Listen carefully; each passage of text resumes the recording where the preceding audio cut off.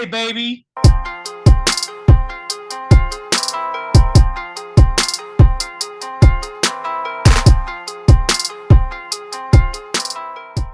Joe Burrow, my man, possible MVP this year? I think probably.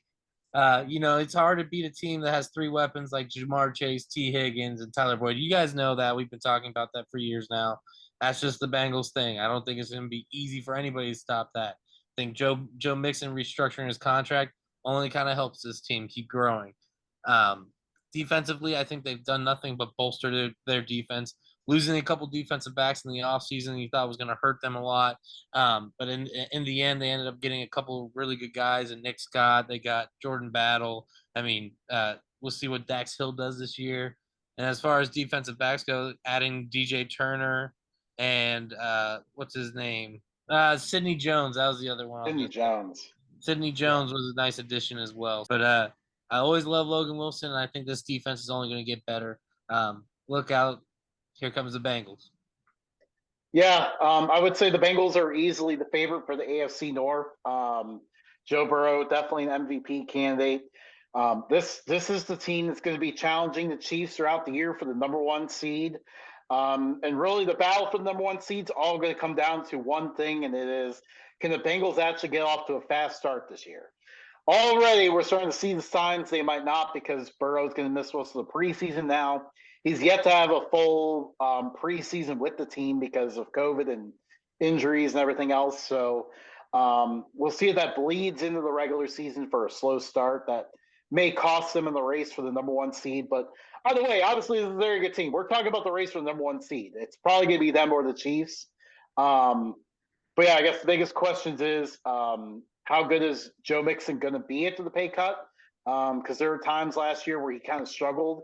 And then, yeah, how you mentioned these new guys in the secondary, how they gel with everyone else. I also like to pick a Miles Murphy because Hubbard and name escapes me right now, but Hendrickson, the two H's. The two of them have been dogs up front, but they haven't really had much behind them. And when they get hurt, then their pass rush kind of falls off a little bit.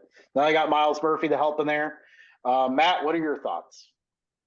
So I don't think the Joe Burrow calf strain is going to be that impactful, because if you remember, pretty much all of Peyton Manning's career after he got used to the NFL, he didn't do anything in the preseason. He took like maybe 3 snaps, if that.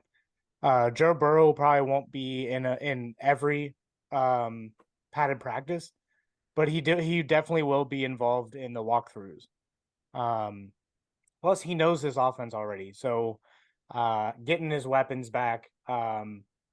We're waiting for T. Higgins' extension and his extension to be announced. But they're pretty deep at receiver. They went out and got 2 receivers in the draft, Charlie Jones and Andre Isovas. I don't know how to say his last name. With that.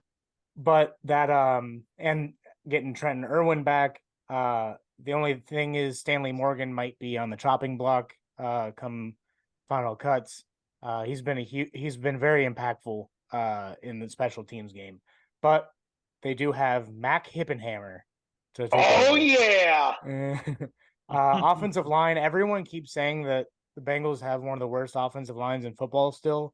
I don't know if anybody's really paying attention to their offensive line, because they have improved it quite a bit.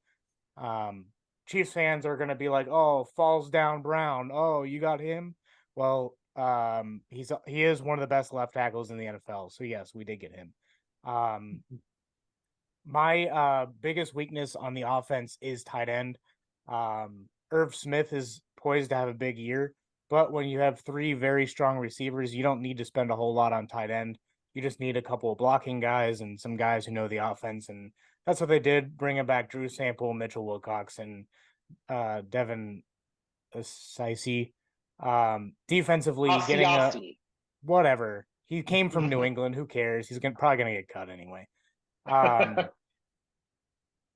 Defensively, Bengals are still very strong. They did lose their safeties, but they have 5 safeties that can actually rotate to each position.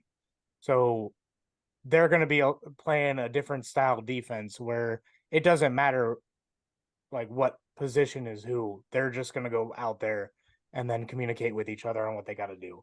And you know, Bringing in, Paisano, Lou Anarumo is going to have a plan. oh, dude, he's one of the best defensive coordinators in the NFL.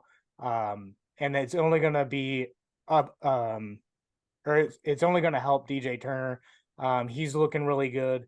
DJ Ivy's looking really good, and then getting Awuzie back this season is going to be huge. We do have a bit of a controversy at punter. Ooh. Michigan versus Ohio State for the position. So we'll see how that goes. I hate it. I want to say this about Joe Burrow's injury. I think he's being blown out of proportions right now. I really don't think the man was going to take too many snaps in the preseason either way. I think the injury itself, I read an article yesterday talking about how Joe Burrow was in the locker room walking around, watching plays, that kind of a thing. And it doesn't seem like it's that serious of an injury. So it's good that he's, addressing it and taking it easy, but I don't think we'll miss too much of him. No. Now, but bringing in Miles question. Murphy was huge. But they did lose Terrell Basham for about the same time as Joe Burrow's out. Right. And Travion Williams, too. Yeah. Yeah. Now, I do have to wonder, you mentioned, Brown is going to be locked in at left tackle, but the question is, what about right tackle? Lyle Collins, Jonah Williams are two guys who are pretty good. Who's going to be the starter there, and what happens to the other guy? The starter is definitely going to be Jonah Williams because Lyle Collins isn't ready to go yet. Right. But when Lyle Collins comes back, it really depends on how healthy he is. If he comes back lethargic, then it's Jonah Williams' spot. But as of right now, it's Lyle Collins' spot when he comes back. And it's like, if you look at the Bengals offensive line, they've got a bunch of players that all do the same kind of thing. You got Jackson Carman, Hakeem Adeniji, Max Sharping. They all can fit into any position on that line pretty much and fill in where needed. Yeah, and it's interesting that people just are ignoring the fact that we went out and got one of the better offensive tackles in this game, and you possibly have two other offensive tackles that would start on many teams. Yeah. Bengals are definitely going to go very far. It's just how far are they going to go? Yeah. And they go all the way. That's the question. Well, everybody in Cincinnati is hoping for it. So. Who dey?